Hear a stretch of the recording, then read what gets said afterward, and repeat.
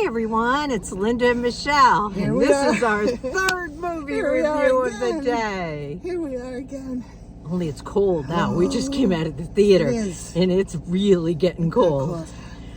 So, because the car's just warming up, we're going to make this pretty quick.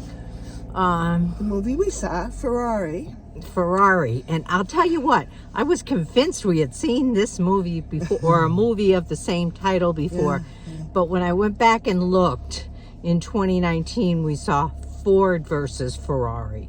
So this was just Ferrari. Right. What'd you think, Michelle? What I thought, I liked the story because I knew nothing about Ferrari, and I liked just the complexity and all that of the story. I wasn't real thrilled on how it came across, though. It was a little bit difficult in the beginning to understand what was happening until I realized the business aspect of it, what was happening with his wife and with him and the business in general. What did you think? Took me a very long time to figure out what was going on. I'm saying. Yeah, probably longer than just the beginning. Yeah.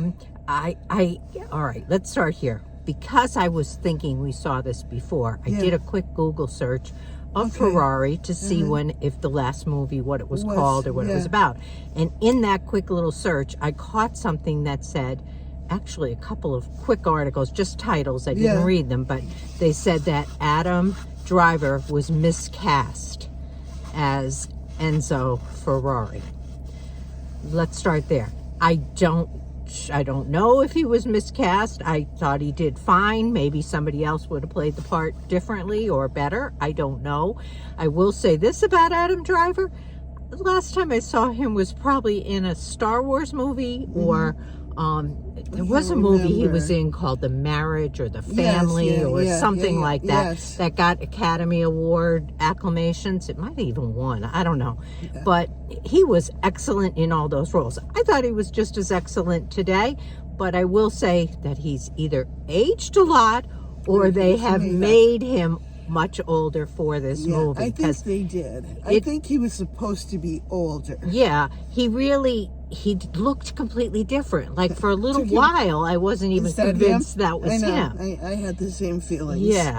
About it, but the dialogue was with a heavy Italian accent. It was English, but a heavy Italian accent, and all of the names of everyone they talked about was a long Italian name that I couldn't catch any of them. Like they just rattled these names. And I almost wish it was, even though they spoke English, I almost wish it was subtitled too. Yeah. So that some of the parts weren't coming clear to me either. Yeah, mostly it was people's names because they just were these long Italian names that they rattled so quickly that you weren't quite sure who was who and who they were talking about later on. Right. When they were placing drivers. So much of this movie was about he and his mistress and the child he had with the mistress versus his wife, and who also his mother lived in that house, and I think his father.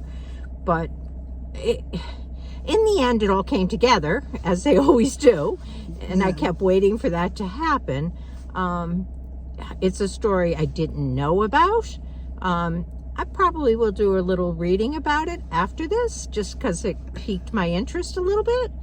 Yeah, I'm wondering if that first movie we saw back in 2019, did that have any bearing on this movie and where they ended up? Well, I think because they were struggling. Ferrari was struggling and wanted to finance they them or actually something. Mentioned that in this movie. And Ford, I think, in that movie did not, and triumphed in the end. But this time it appeared he was making some kind of a deal at the end with Fiat. No, I didn't even catch that part of it, to be honest. Well, I think that's what I caught at the very end. And I need to research it because I don't know a lot about car companies or what happened with Ferrari. But he had a son with the mistress who, was not recognized at all for the longest time, and that son eventually inherited the company. Right. Yeah. He is CEO today, so that all changed, and I think that happened after the big win of the Milanian, they called it, race or something. Yeah. I don't know. He was still a young kid at that point, because he had this relationship. He was married previously, had a son and a wife, but evidently during the war is when he had an affair with this woman that he then had the young child with, because we were looking at 1957 when it started. Yeah, but then there was some mention in there of 1972, so I don't know if it's played over many years or what, but I could say, if you're into cars, if you're into car history, if you're into Ferraris or race movies, what was really weird is back in those days when they raced, there were no like guardrails. They were racing. They were racing through the streets with people lined up watching them. I think they were going. It was in Italy. The whole thing obviously took place in Italy, and they were. I was a little confused where the race was, because I think they started in Modena, and we're going to end in Milan. To Milan or Bologna? No, they were going to go through Bologna, because that's where somebody was supposed to overtake somebody else. Yeah. But there was a terrible accident in this movie, and that really played out, and that was, but it's worth seeing if you have some history, or if you just, like these kind of movies. I personally didn't. I'm kind of torn with how to rate it. I did not really like it all that much. I didn't for all the reasons we had just given. Just understanding it. The acting was fine. Mm-hmm. Whoever. Penelope Cruz is also in it. The women. I'm struggling with it, because I think I have to go with a 6. That's exactly what I was thinking. Okay. So, I was thinking 6. So there you go. But, I mean... 6 is, to us, at least to me, is a very watchable movie. It's not up there with the best of the best, but to me it's a very watchable movie that you may enjoy. Yeah. I think you just have to realize what you're going to see before you go to see it. Yeah, and there was quite a bit of racing in all those red Ferraris. They were all shiny red. It was just kind of like, I just struggled with the whole race thing, with people lined up on the roads and nothing to protect them, and just these cars out on the road overtaking each other in haystacks. That was it. That was what was there to prevent accidents. Yeah. Kind of crazy.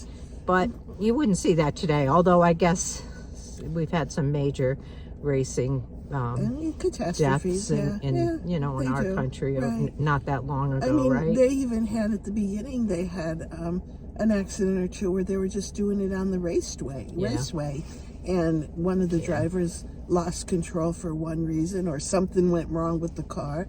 I can't remember exactly what that situation was, but it's the kind of movie that I'm sure there's tons of people who like that racing and would find it totally fascinating and totally their cup of tea, but not quite mine. So, like I said, that's what we have. I'm going with the 6. Linda's going with the 6, but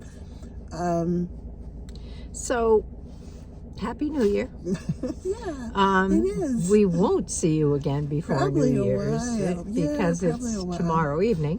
Plus, I think we saw everything that's here in our area.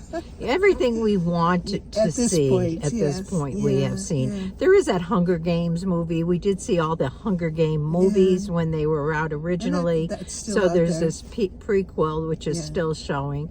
But and I'm even kind of hesitant on that. So I think we're done till they release some new movies. Yeah, maybe next weekend. Who knows? Possibly. they'll have some new ones out there. Yeah. So please take a moment and like our video if you would, please. And also subscribe if you haven't done that yet. Leave us a comment. If you see this movie, please tell us what you think. Or if you know some of the history that we're getting wrong or we don't quite know, I'd love to hear it. Absolutely. Yeah. So I guess we'll see. You'll hear from us again next year, probably. Yes. So happy 2024. And yeah, I know. If I remember happy 1970. But okay. See ya. Bye-bye. Bye-bye.